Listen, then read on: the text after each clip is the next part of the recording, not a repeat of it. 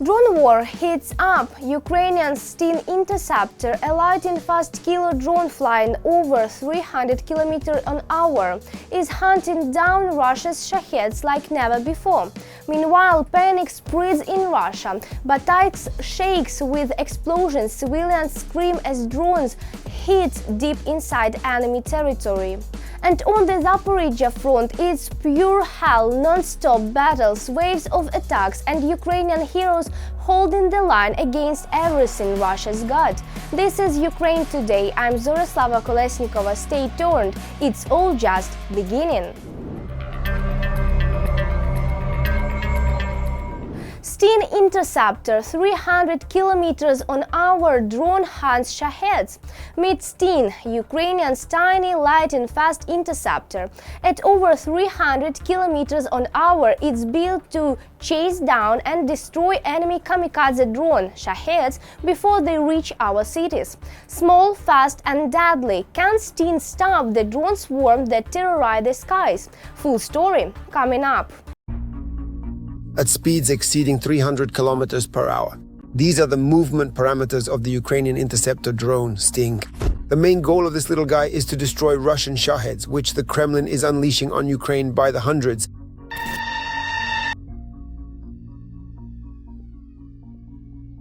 Sting is a product entirely of the Ukrainian military industry. Its cost is about $2,500, which is several times cheaper than the Russian Shaheds.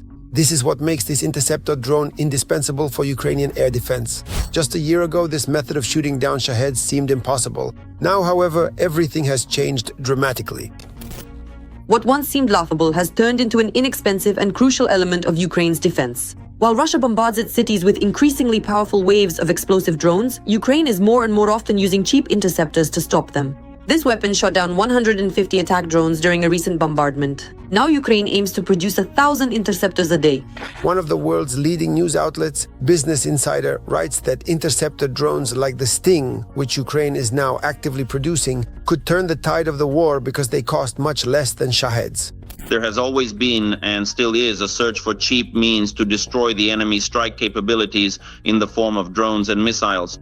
And these interceptor drones, whose cost is actually approximately 10 times less than that of the strike drones used to attack civilian or military targets, have led to the scaling up of such solutions. Since the beginning of 2024, Ukrainian drone engineers have been actively converting quadcopters into drones capable of destroying Shaheds. The design of interceptor drones is rapidly evolving. For example, the Sting is equipped with a warhead that accelerates to 340 km/h using 4 rotating blades.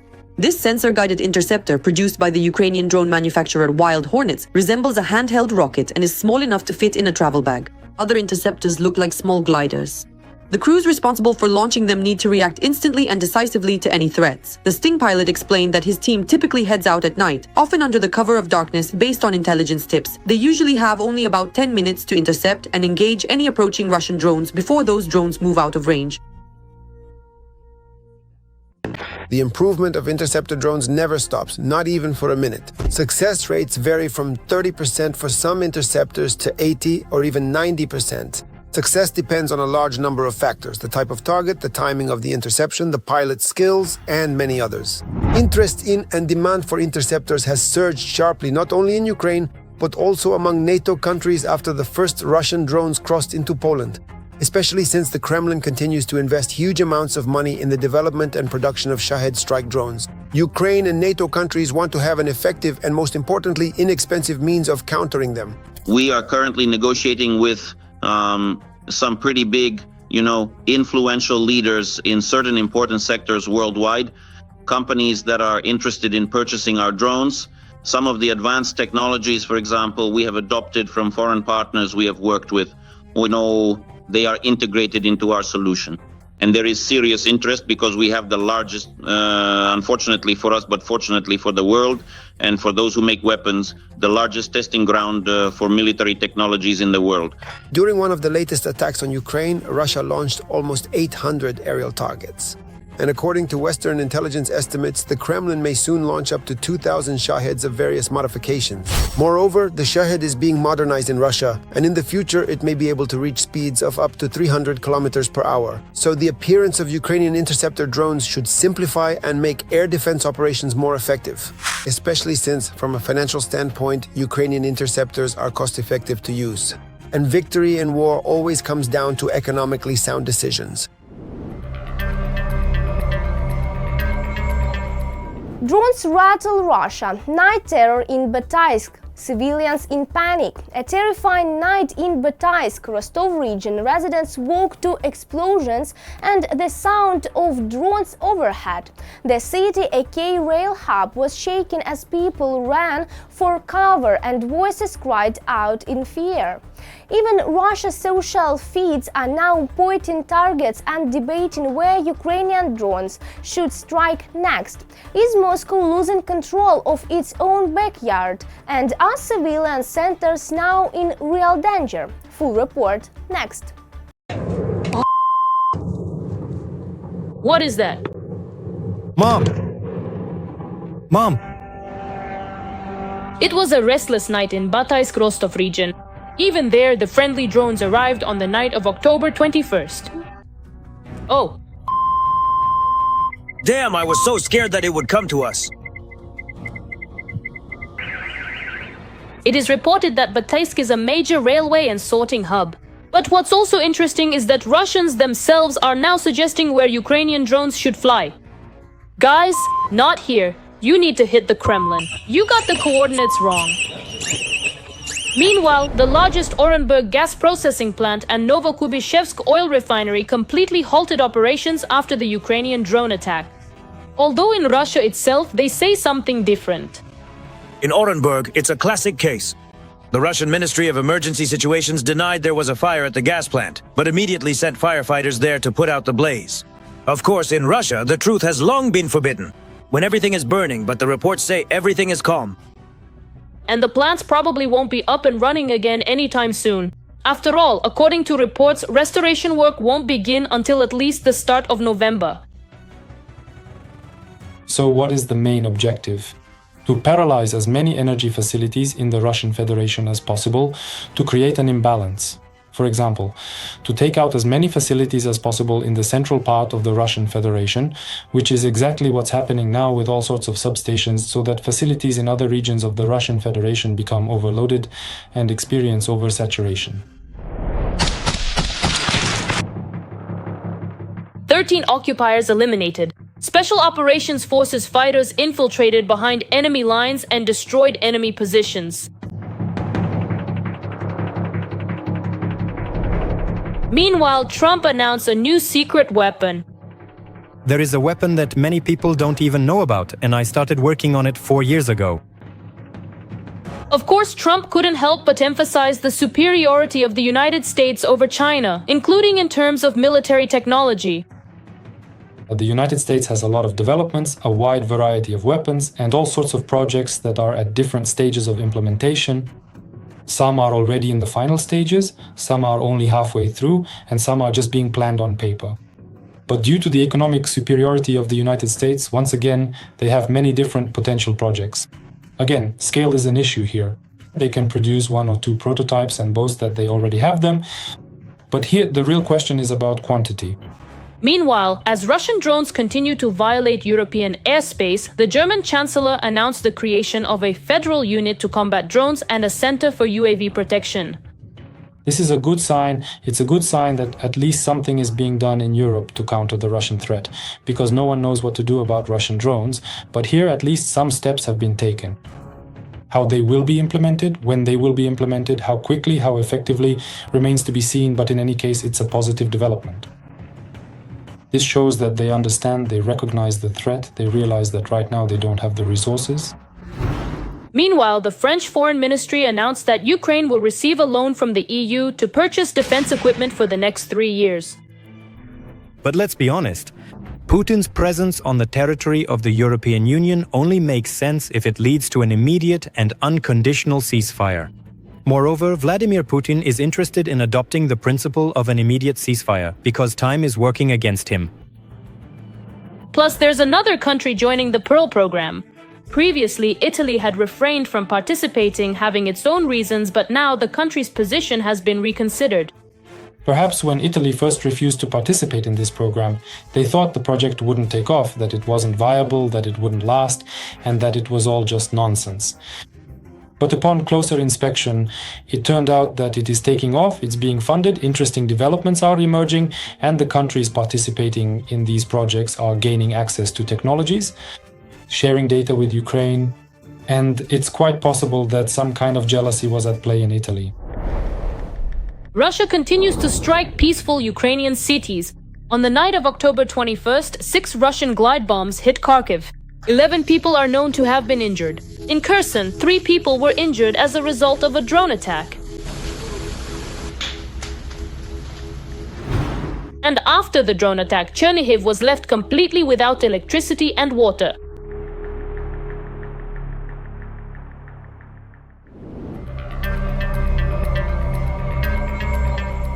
Hell on the Zaporizhzhia front. Ukraine holds the line.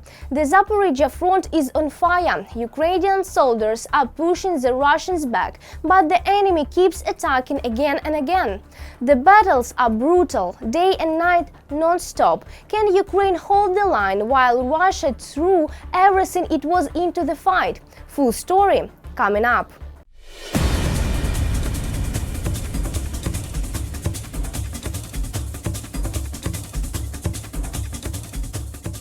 Russian mechanized assaults are suffering a complete collapse. Equipment is burning on all fronts, and the occupiers are being transferred to motorcycles. Ukrainian armed forces strikes on Russian rear positions are crippling Putin's economy, and Russian citizens are now openly calling for a strike on the Kremlin.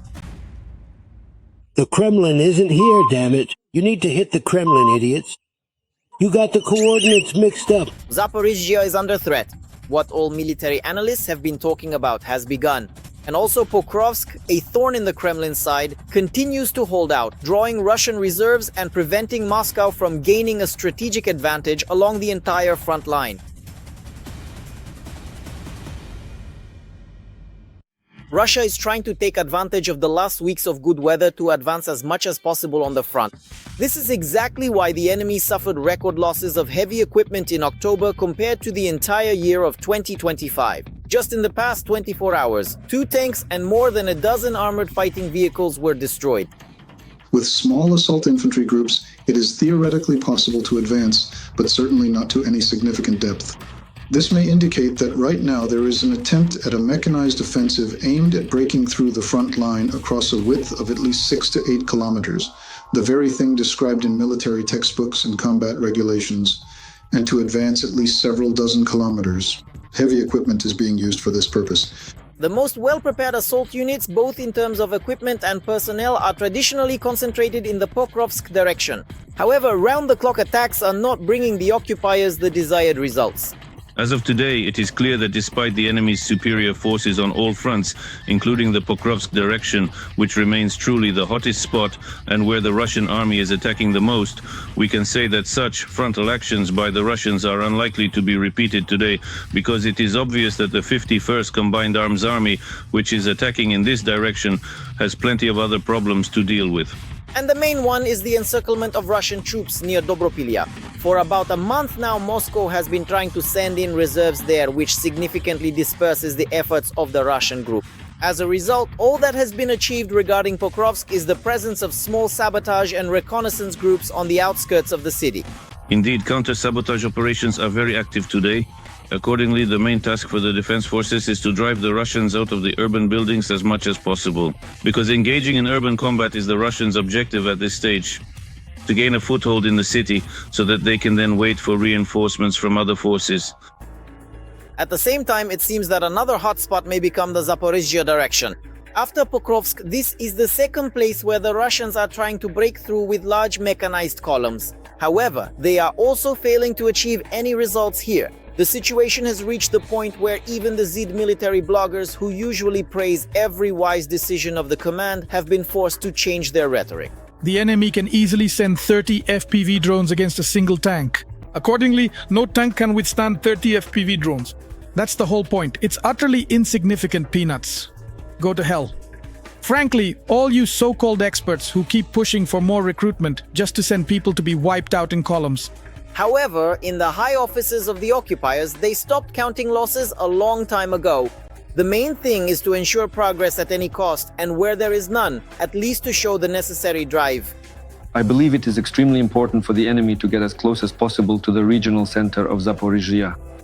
Control over this settlement would not only allow Vladimir Putin to claim that he controls the entire Zaporizhzhia region, but also seriously damage the infrastructure, primarily the industry of this regional center.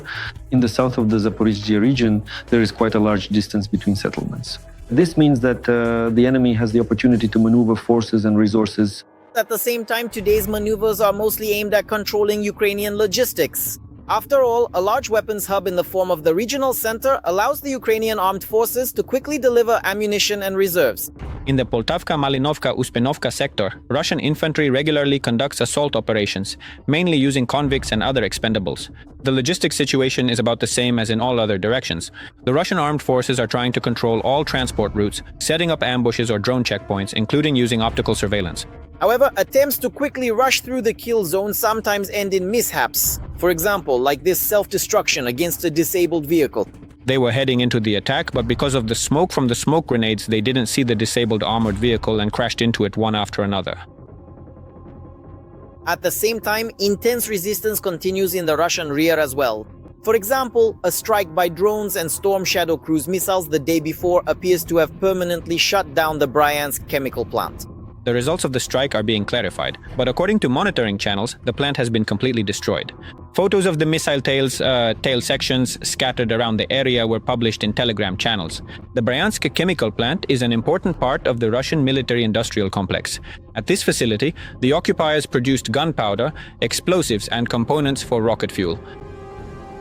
By the way, Ukrainian attacks on Russian military-industrial facilities seem to have annoyed Russians so much that they're finally starting to realize where the real source of all their problems lies. The Kremlin isn't here, fuckers! You should be hitting the Kremlin, assholes. You got the coordinates mixed up. And finally, a wonderful story from the SBU. After watching yet another propaganda video about Russian light aircraft intercepting drones, the security service decided to make their own video. The specialists easily copied the coordinates, and the next drone route was set to target them.